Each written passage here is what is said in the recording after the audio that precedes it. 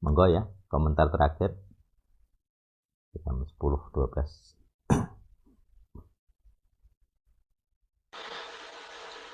Kang, Yo, gak ada yang komen, lagi lah komen. ya silakan.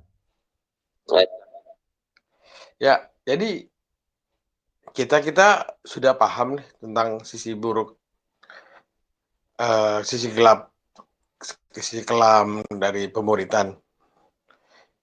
Mereka yang di luar El Sadik ini sendiri, ya otomatis ya tetap akan seperti itu, berulang dan berulang dan berulang.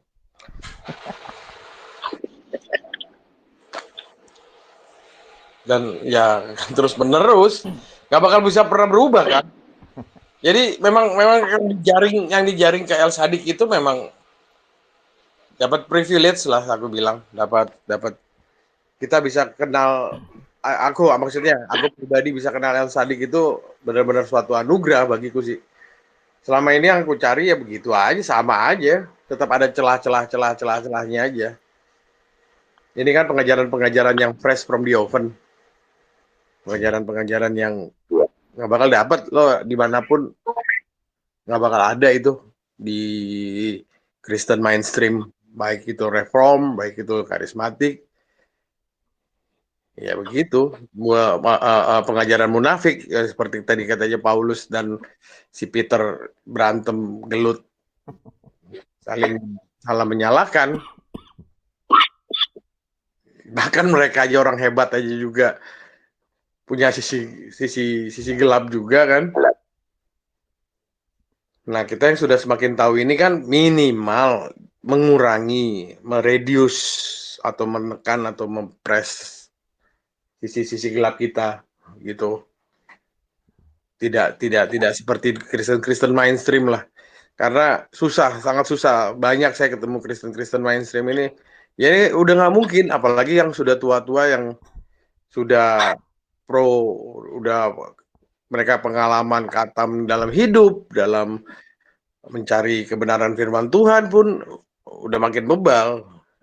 Apa yang kita sampaikan pun tetap akan balik lagi ke kita. Nah, ini juga menjadi satu dilema. Dilema, masa sih kita tetap akan membiarkan hal-hal ini, hal yang salah, atau memang ya sudah, orang-orang yang terpilih aja yang apa yang di YouTube akan bilang itu 0,000,12%-nya dari 144. Iya. Masih Bodoh ingat ya? ya. Hah? Masih ingat ya?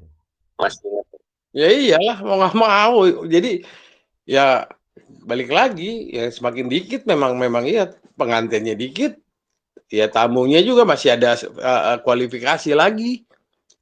Nggak pakai baju, tamunya ditendang, masuk ke neraka juga. Padahal dia udah dipilih, udah masuk. Tapi karena baju jubahnya nggak dipakai, ya selesai.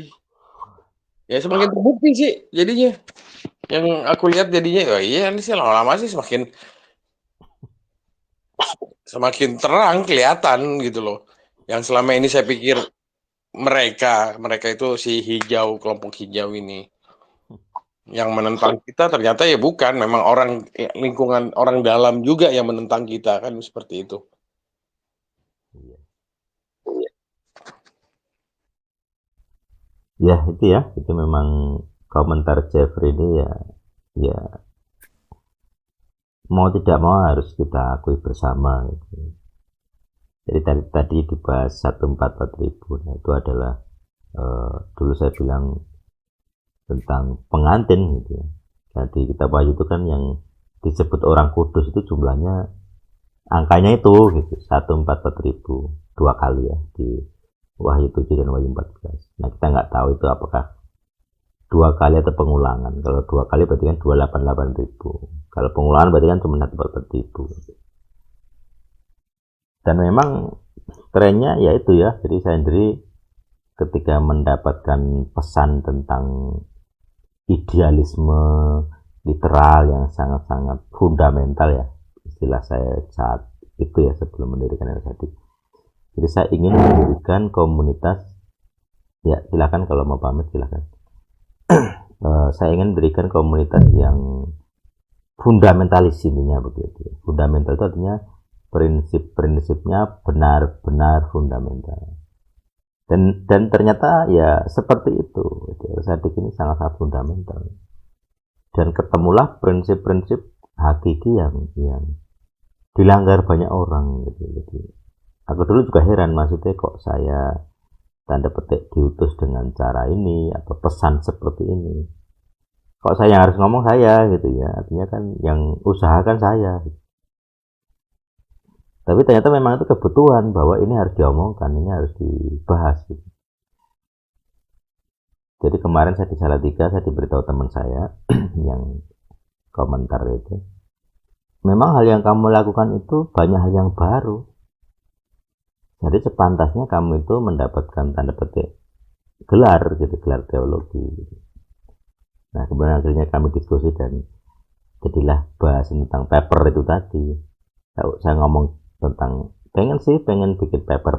Dia bilang, wah mendukung aku, saya siap bantu. Jadi dia tuh ahli urusan bikin paper ya, cara penulisannya terutama bagus sekali. Dia tuh dapat pujian, jadi bikin jurnal internasional terus dapat pujian lah dari reviewernya. Dia bagus sekali nih cara nulisnya. Jadi saya dapat support dari orang yang sekualifikasi itu ya. Dan ini nggak main-main, dia punya gelar dokter gitu. Jadi ahli sekali urusan penulisan. Jadi akan trennya ke depan ya, ini pemberitahuan ya. Roadmap LSAD akan ada itunya. Jadi akan ada paper teologi. Bahkan ya kemarin usul, ini aja, kalau topiknya terlalu berat kita rilis jurnal internasional. Kalau topiknya ringan, Indonesia saja. Karena tanda petik orang Indonesia kurang, nggak terlalu pinter lah. Kalau topiknya terlalu berat di Indonesia nggak laku gitu, ditolak oleh jurnal ya. Karena yang meninjau jurnalnya kurang kurang mumpuni istilah. Jurnal internasional tadi. Jadi sampai ada 2 pembagian itu. Dengan visi ya tadi ya 144.000 tadi itu. Jadi kadang saya sendiri melihat sangat berat, tetapi juga Tuhan menyediakan logistik yang dulu selalu saya protes ya. Protes saja adalah LSAD ini diutus dengan logistik yang minimal sekali. Disuruh maju perang, tapi nggak tahu cara perangnya gimana, senjatanya apa saja nggak tahu, cara perang bagaimana nggak tahu, senjata apa yang dipakai nggak tahu gitu ya. Harus disusun sendiri, harus bikin sendiri. Jadi kan saya merasa wah ini misi bunuh diri, gimana bisa berhasil gitu. Tapi ternyata ya berhasil gitu. Saya dengan dididik dengan cara yang skenario ketuhanan tadi, akhirnya saya bilang gaplek gitu. Tapi ya berhasil gitu dengan cara didikan Tuhan. Makanya ini ketika orang bangga kepada saya dulu ya, ada banyak orang bangga kepada saya. Pemuridan itu ya harus ada gurunya, ada manusia guru ya. Tapi sekarang saya semakin confirm bahwa pemuridan itu yang penting bukan guru manusianya, yang penting Tuhannya sebagai guru. Nah itu loh. Guru manusiamu bodoh sekalipun, kalau kamu masih dididik oleh Tuhan sebagai guru, beres, ya, tidak masalah. Tidak apa-apa kamu punya guru-guru yang kurang pintar, tidak apa-apa. Karena Tuhanmu sendiri sebagai guru yang agung akan mendidikmu supaya kamu tidak salah. Makanya tadi saya bilang, lah kamu 365 kali setahun saat teduh, kok tidak pernah sekalipun Tuhan Yesusmu atau Roh Kudusmu yang kamu percaya sebagai Tuhan dan penuntun, kok tidak pernah memberitahumu bahwa hidupmu punya berhala? Itu makanya ini topik menusuk yang mungkin lebih berat dari yang sudah pernah saya bahas secara dampak ya, karena saya terang-terangan ngomongnya antara bodoh, antara sesat, antara saya mencemooh orang-orang yang bangga dengan saat teduh, karena memang faktanya begitu. bahkan ada yang mualaf gitu, pindah agama. Itu bagi saya, ketika orang-orang ini nggak sadar bahwa metodenya salah, itu semakin bikin saya muak gitu ya. Sudah terbukti salah, tapi tidak mau evaluasi. Saya selalu rutin melakukan evaluasi. Metode saya ada yang keliru nggak? Metode saya salah nggak? Saya evaluasi. Kalau salah ya diganti. Kalau ada pengakuan dosa yang kurang, ya diupdate gitu ya. Kita harus mengakui salah, kurang. Kenapa orang tidak mau mengakui metode yang salah? Saya fine-fine saja mengaku salah. Kalau asal saja. Asal terbukti ada metode lain yang lebih benar, lebih terbukti, lebih berkuasa, saya akan belajar. Saya update, saya ganti metode saya. Tapi karena saya belum ketemu metode yang lebih baik, ya ngapain? Saya tidak akan bertobat dari cara saya. Wong terbaik. Yang lain yang ngomong suruh saya bertobat, mereka tidak punya cara yang lebih baik dari saya. Makanya kalau berbicara itu harus ada dalilnya, harus ada buktinya. Saya bisa buktikan. Orang meremehkan apa yang saya omongkan, tapi saya buktikan. Boleh, silahkan diremehkan, silahkan, tidak masalah. Karena suatu saat kalian akan mengalami sendiri kok. Ini udah rumus. Kalau kalian dimuridkan oleh Tuhan, itu rumusnya pasti akan ngakui saya benar. Someday, suatu saat akan ngakui, oh ya, omongannya Mas ET itu ternyata benar ya. Sudah banyak yang ngaku diam-diam, malu ngaku ke saya. Tapi ketika dia berubah, oh iya, ngaku lagi. Seperti dulu Bambang Nursena keluar tentang Isa Al-Masih di UKDW. Sekarang nyebutnya Yasua. Oh, sudah tobat ya. Artinya tidak perlu mengakui ke saya, bahkan nggak tahu apakah dia kenal saya atau tidak. Apakah muridnya yang Ustadz siapa itu hari itu ngomong ke beliaunya, saya nggak tahu. Tapi kan dia udah berubah ya, bagi saya tetap benar gitu kan. Kamu salah, saya benar. Saya sejak dulu konsisten. Pakai nama Ibrani saja.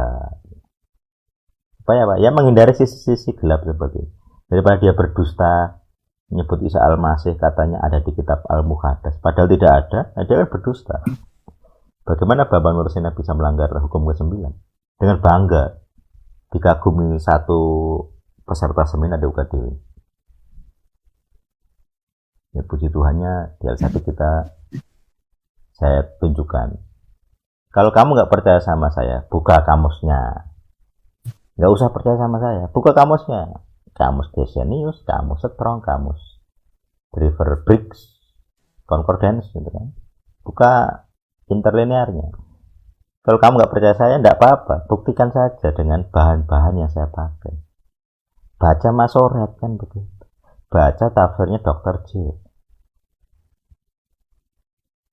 Nggak perlu percaya saya secara personal. Kalau kamu memandang saya bukan orang yang terpercaya, kan begitu. Sisi gelap pemuridan kan memandang muka. Siapa yang ngomong? ET itu siapa? Gelarnya apa? Tapi sejauh ini belum ada yang bisa membantah saya. Mau membantah apa? Saya pakai ayat kok. Kalau soal tafsir, kalau saya pakai bahasa asli, kamu pakai tafsir, ya lebih ampuh mana? Saya buktikan dengan kuasa. Kamu tidak punya kuasa. Mau keluar kayak apa tentang kesalahan, tidak punya kuasa. Makanya saya juga menilai orang juga begitu. Saya tidak peduli kamu saat teduh atau tidak. Tapi kalau hidupmu berkuasa, kamu nggak saat teduh pun, berarti sudah bersekutu dengan Tuhan. Lebih hebat daripada saat teduh 365 kali setahun. Itu bagi saya. Kalau tidak bisa mengenali berhala, berarti kamu berdosa kepada 10 hukum. Kalau kamu setia dengan 10 hukum, kamu sensitif dengan berhala. Kamu akan mengenali, oh hidup saya ada berhala. Dan begitu. Maka saya mengawasi. Saya berharap teman-teman juga mengawasi dirimu. Gitu. Termasuk tentang arah filosofi. Gitu. Jangan malu. Gitu. Jangan malu bahwa kamu itu memang demikian tuh, jangan malu. Dulu ada, ini Pak Wid sudah keluar ya. Dulu Pak Wid waktu aku lupa sih dapat baku yang mana ya, seperti terganggu lah gitu. Jadi kami nunggu bensin, ngisi bensin, terus satu ditutup di kanan ya, jadi yang ditutup yang kiri. Tiba-tiba beliau, waktu itu kan saya aku masih di motor ya, gonceng kan saya. Tiba-tiba dia keluar jalur masuk ke yang kiri. Padahal kiri itu ditutup, masnya itu cuman kayak membenahi atau apa, nggak jadi buka. Dia pergi dan Pak Bitnya menduga akan ada dibuka. Begitu keluar kan dia udah keluar barisan, masuk lagi kan susah. Dimarahi sama yang di belakang dia, dia desel lagi. Jadi saya melihat tim El Sadik pun bisa terganggu seperti itu. Kenapa dia harus mengambil keputusan yang seperti itu? Nggak hanya dia, tadi kadang saya juga seperti itu. Beberapa dulu sama Pak Fileman juga gitu. Sampai ambil jalan searah loh, melawan arah maksudnya. Sepanik itu seakan-akan. Jadi seakan-akan pikiran kita itu masih bisa tembus gitu. Ditembus setan.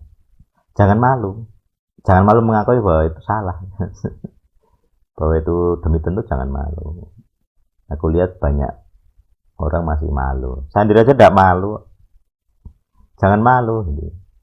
Kalau kalian malu, jangan harap kalian itu naik tingkat, itu jangan harap. Ini pesan penting saya ya. Karena seringkali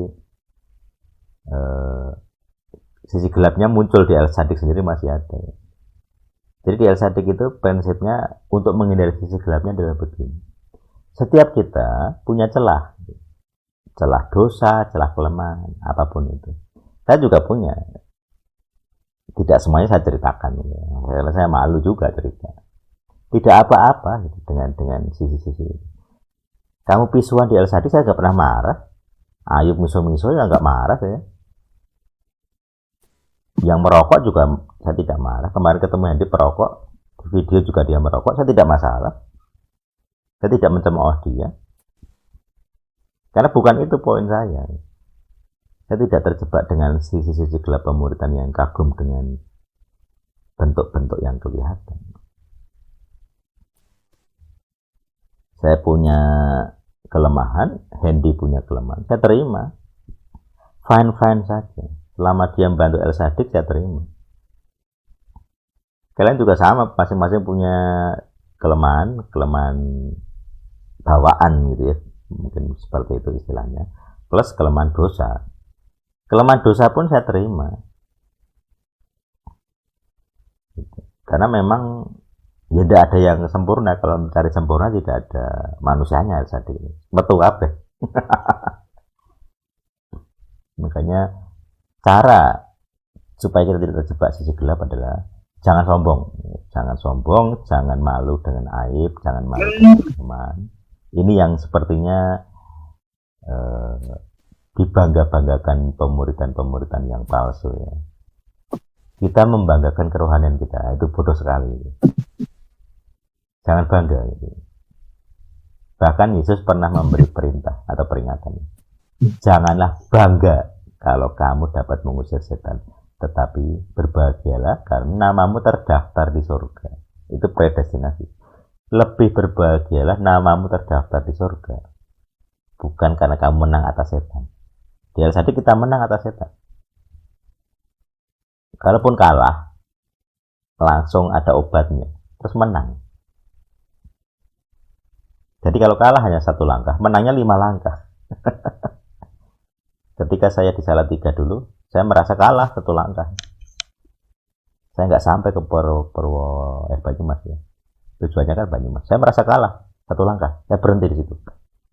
Tapi ternyata manfaatnya dari kekalahan saya 5 langkah. Jadi saya membanggakan kelemahan saya. Itu kan kelemahan ya. Paulus pernah bilang juga, saya membanggakan kelemahan saya. Silakan cari ayatnya. Di dalam kelemahan saya, kuasa Tuhan kuat. Nah kan begitu. Makanya saya nggak pernah minta, Tuhan ambillah kelemahan saya. Oh, jelas tidak. Jelas tidak dijawab. Makanya jangan membangga-banggakan kelebihan kerohanian. Kalau saya membanggakan kerohanian, itu pun hanya di hadapan Tuhan. Misalnya,